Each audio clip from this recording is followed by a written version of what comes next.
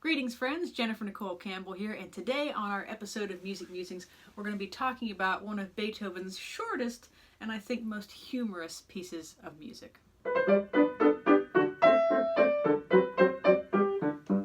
Beethoven's Eccosaise, I think, is a really perfect gem of Beethoven's humor. It's a great piece to learn if you're a late elementary, early intermediate piano student, and it really has a lot of charm to it. So let's see how Beethoven accomplishes that. First of all, an Eccosaise is a lively country dance, English country dance, usually in 2/4 time. Here's our melody.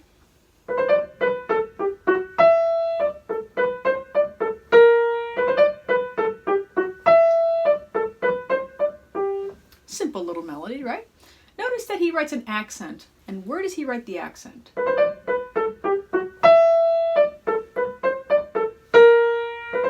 It's on an offbeat.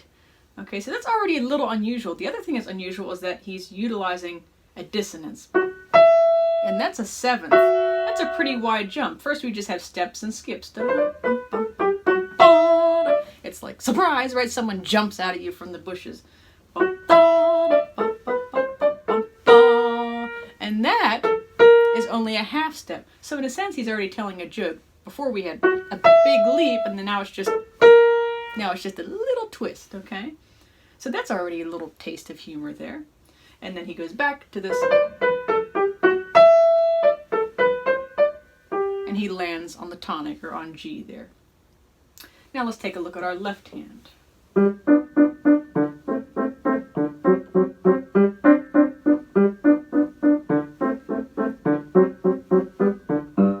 You could say that's somewhat predictable, but it gives us a little uplift to it. It does feel like a dance because we have a bass note and then we have 3 little chirps.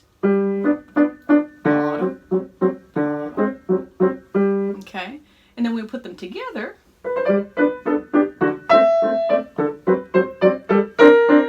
Now notice the dissonance there. Not only do we have a second in the left hand, but we have that A sharp there. And it seems a little crunchy, but then, joke's on you. Now, what would a more predictable composer do? He might do something like this.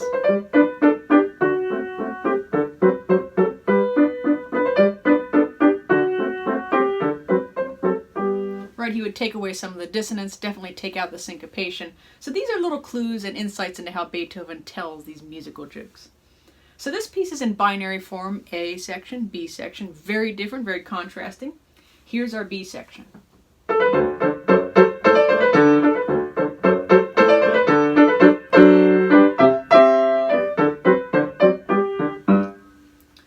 Really different, yeah? For one thing, your left hand's kind of leaping all over the place. It's leaping octaves. Right? So that's already quite a lot of ground that he's covering there. Different than the chirps. Now the right hand is being very persistent.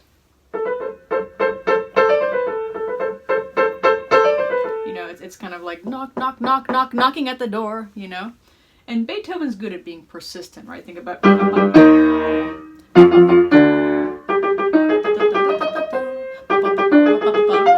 Right? Yeah, ta-ta-ta-ta, right? These always groups of 1, 2, 3, 4, right? Or 2, 3, 4, 1, rather, going over the bar line. So he's doing the same kind of persistent figure here. Does it again. And kind of reminds me of, people used to, I don't know if they still do it, but ring the doorbell, ding dong ditch, they ring the doorbell and they run away, right? So the person answers the door and who the heck was that, So Beethoven. Just kidding, try again, okay? And then both hands are unified with the rhythm. You have an eighth and then a quarter note. Again, there's emphasis on the offbeat. He resolves the harmony. This is kind of noble sounding. We're in C major and then back to D major and then we go back to the cha rhythm in the left hand. So unity with the accent. If it didn't have the accent there and it was just kind of straight quarter notes there with the rhythm, it would sound like this. Almost very chorale-like. But he does. So again, emphasis on the offbeat, syncopation, right? And for those music students out there, if you don't know that word, you can impress your piano teacher the next time that you play this piece. And that's a nice little way to kind of to put a ribbon on the present, so to speak. Yep. It's just a simple 5-1, or dominant tonic is our home key. Now he writes DC al fine, which for those of you who don't know what that means, da capo al fine, so to the beginning, and then you end at fine. So we go back to the A section.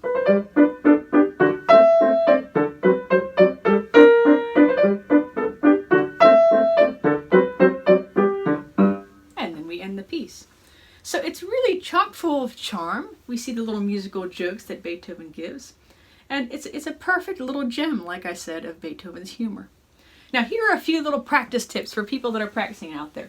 First of all, your left hand, I would definitely suggest just blocking out the chords. So that way you kind of create a stamp with your hand. So that, I'll give you an example. So your right hand, I would still play the melody in your right hand, but with the chords in your left hand as blocked.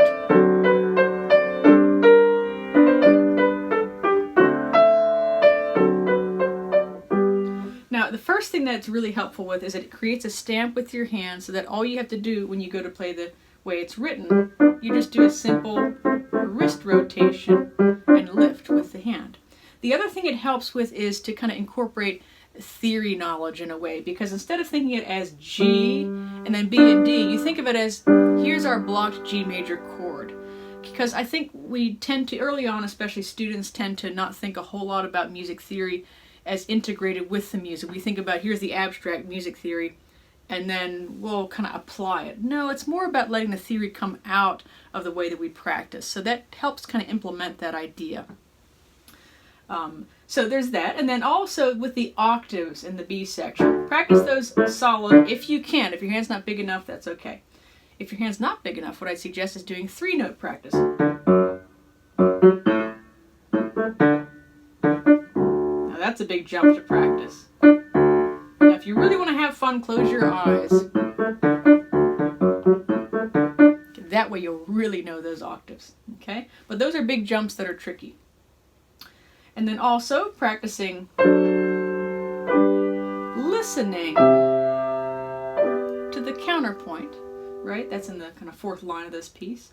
And then, because there is lyricism in there, it's not just little pokes and no, there's actually nice lyricism in there, kind of referring back to that chorale type thought I was sharing with you. So those are a few practice suggestions. Also, it's always important to just practice the melodic line by itself. Pretend like you are a violinist or a singer or a cellist or a flute player.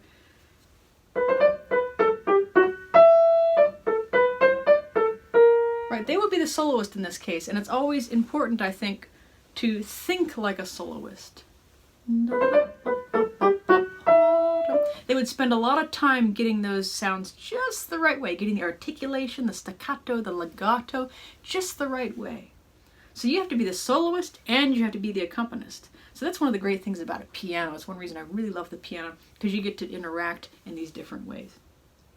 So those are a few practice tips, and I hope that you enjoyed this episode of Music Musings. If you like this video, please be sure to like, share, subscribe, and if you want to support what I'm doing, please check out my Patreon. You can join. It's $5 a month, and you get access to live streams, live concerts from my studio right here, exclusive interviews and Q&As and things like that. So I hope you'll consider joining that. Help support me, especially during this time when I don't have a whole lot of gigs going. I don't have a whole lot of concerts, so you guys are my support here, so I hope you'll continue to support me. And I tell you what, I'll look forward to seeing you next time.